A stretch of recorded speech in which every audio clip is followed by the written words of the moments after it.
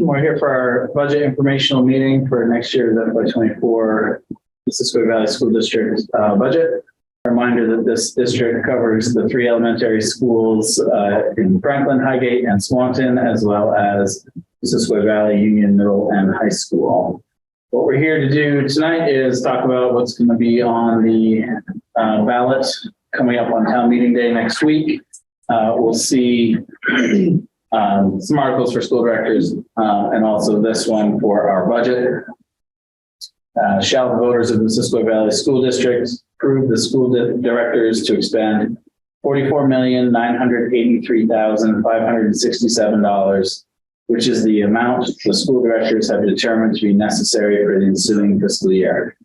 We had put out a survey back in early November, back in the fall, and got good responses from it. And what we learned from that was that the top priorities from our community were competitive pay and benefits to recruit and retain highly qualified employees was number one, making curriculum investments and instructional services to improve student academic outcomes, support for technical education, student apprenticeships and work readiness programs, and capital investments to improve and maintain safe and healthy school facilities. If you've been attending any of our board meetings, where we've been looking at a lot of data, student academic performance data, trying to make sure that that is front and center and that we're keeping track of how well we're doing as a school to serve our students. As Devin said, our goal is to increase, student outcomes. And one of the main ways we saw doing that was having a high quality staff. So how are we going to retain and recruit high quality staff? Because we know turnover does nothing but hurt our kids. So the board has made investments in increasing teacher salaries and wages, and also for the support staff. So we're no longer the lowest paying district in the region, which if you want to keep your staff, we've got to be competitive, and that's what we think we've done. You can see the MVU roof from an aerial photo there, and you can see the black section there was the phase 1, which we did last year, and just to the right of that, on the very right, about the equal size of that one, that is in the budget to do in this coming fiscal year. So this is not something that we looked at lightly. This is something that is a major need. Isn't something that is a good thing to have. We've got leaking roofs. We have to get it done, and we don't want to have to do a major bond for multi-millions of dollars to try to do it with all the extra cost that we would have to do to put that in. So that has been our strategy. Slightly summarized, but a little more detailed look at what's in this budget. It's primarily salaries and benefits. It's about 75% salaries and benefits. Yeah, so transportation sort of has an outsized level of growth there relative to its total cost. This has to do with the spike in gas prices that occurred over the last summer. And then the busing companies are also dealing with staffing issues and having to provide large increases to their bus drivers to fill those positions. It's another area where vacancy rates are very high. And here's the breakdown of the increases. So this is the $4.2 million variance, the increase from our current year school budget to the proposed budget for next year. 30% of that, 31% of that is salaries, and that's not coming from growth in FTEs, number of employees. It's coming from those wage changes, the wage rate changes. The next largest piece is the addition of the MVU roof project, $1.1 million. So that's a quarter of the increase that we are proposing. Transportation is next on that list. Health and dental, really, you can it's not negotiated by us, but it's increased in staffing costs to have those higher benefits.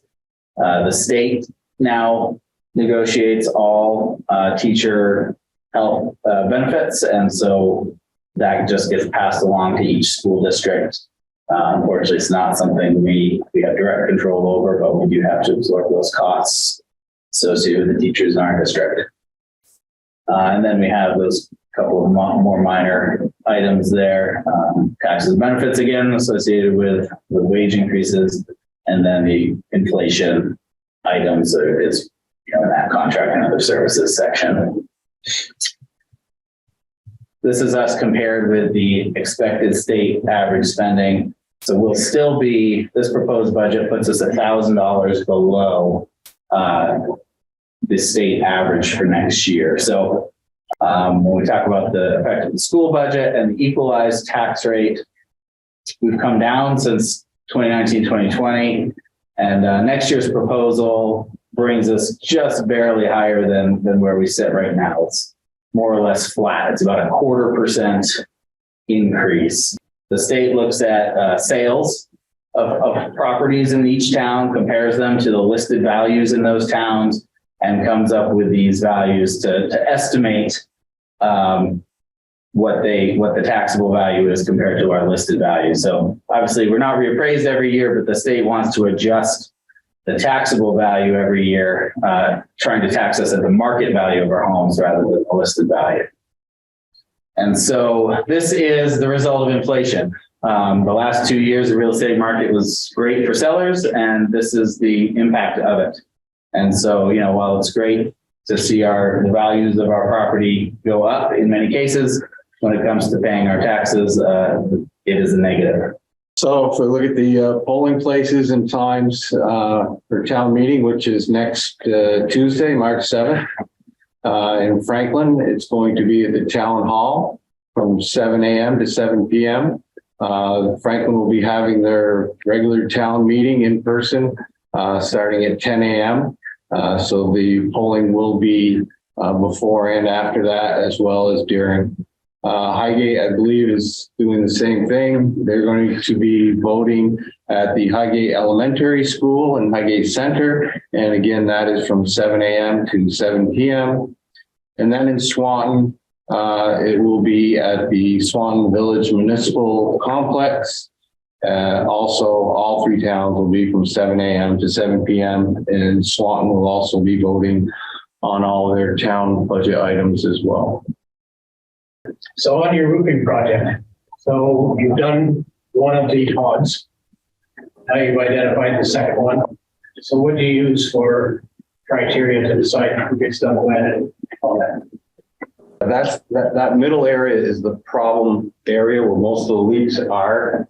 And we're being told that they can't work on that roof until the 3 outer ones are done before they can go to that one. And so, and they all have issues. They all need to be done, but we need to get to that one in the center. So why did they say they couldn't do the center hub until they did the others? Just out of curiosity. The way they interact Yeah, and connect. they would have to tear apart some of the stuff they've already done. So what kind of roof is that? Membrane roof, some type of? It is, I don't have It all. will be now. The previous roof was not. And it was a foam that breaks down. So it had to be replaced every 10 years. And there's nobody who can actually do it anymore. So who's doing the roof? We're working with Energy Efficiency Investments, which is a performance contractor, and they're managing the bid process. But this is the first time, even though it's a second bond, that it's been in the budget. We were able to last year through some monies that we had available do the first one.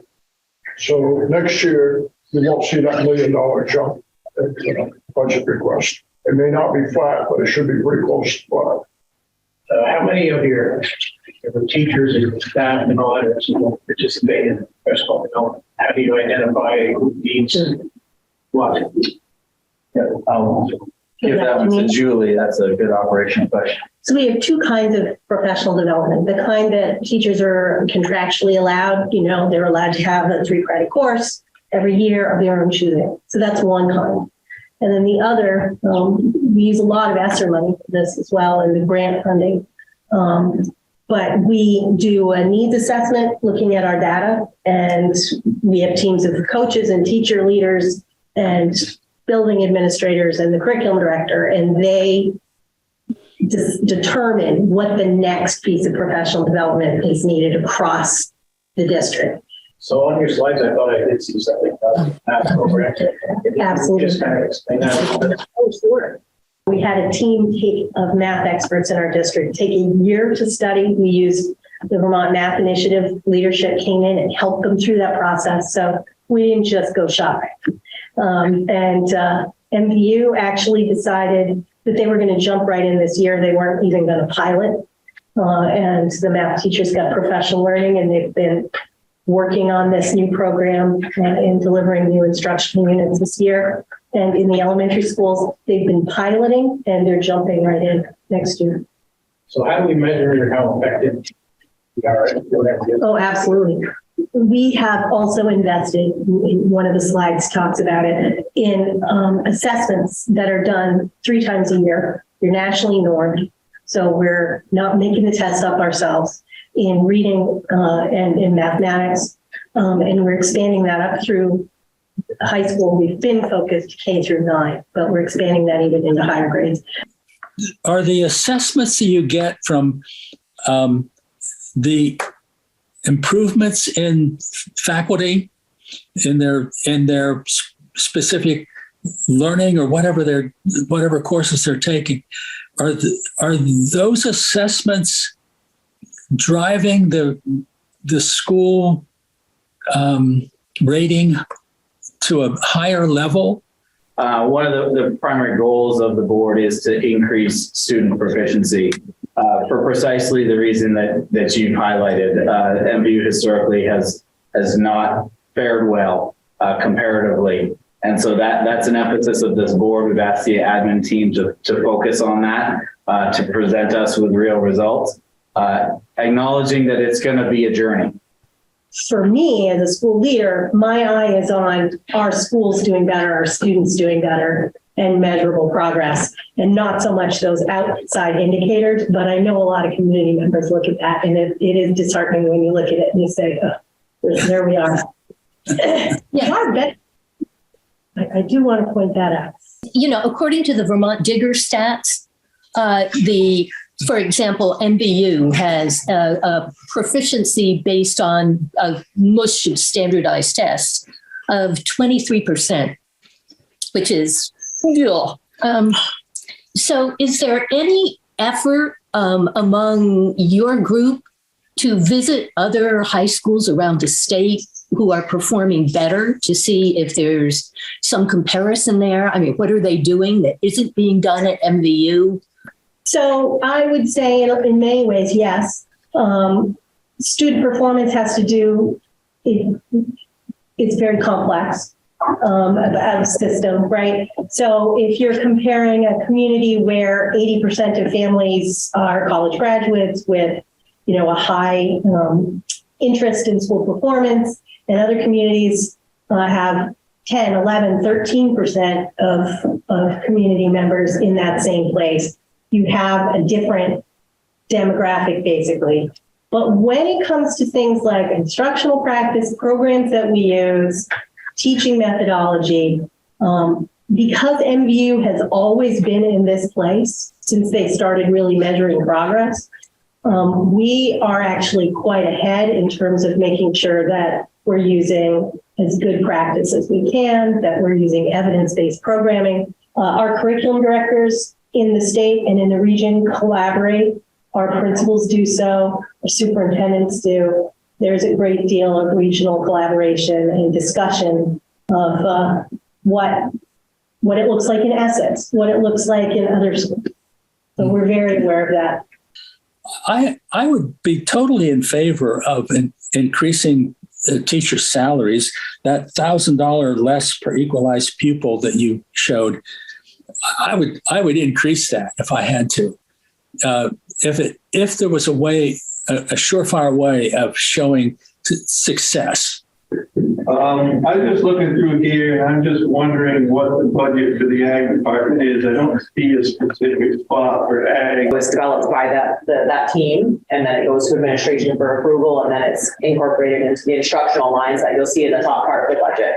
But it's not broken out. It's not broken out in that book. Specific ag budget or science budget or math, they're all broke down. They're all under instruction, like the other budgets. And I think a lot of people, should realize that the ag is not a big expenditure, just a salary. And I just want to say I'm happy with our 3 new teachers.